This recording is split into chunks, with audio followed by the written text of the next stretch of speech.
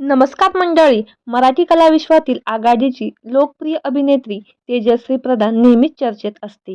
तिने आपल्या सहज सुंदर अभिनयाने प्रेक्षकांच्या मनात अढळ स्थान निर्माण केलं आहे. त्यामुळे तिची कुठलीही भूमिका लोकप्रिय ठरतेच.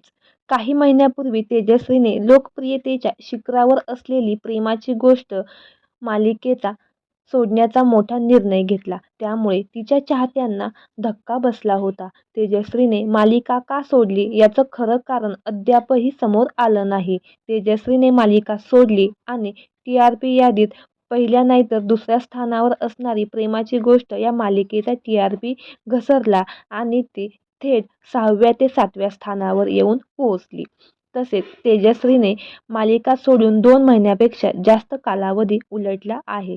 तरी तिचा मालिकेतील कलाकाराबरोबरचं तिचं असलेलं सुंदर नातं अजूनही कायम टिकून आहे.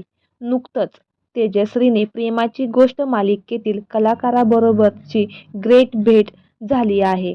याचे फोटो प्रेमाची गोष्ट मालिकेतील दिग्दर्शक विघ्नेश कांबळे आणि तेजश्रीने तिच्या इंस्टाग्रामवर स्टोरीवर शेअर केले आहे.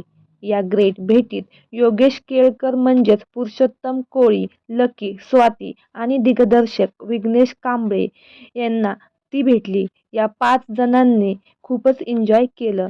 तर या फोटोवर मिहिका आणि मिहिरने मिस यू गाईज असं लिहिलं आहे. तेजश्री प्रधानने या भेटीचे फोटो शेअर करत त्यावर लिहिलं की आनंदी चेहऱ्यासह आनंदी गुरुवार.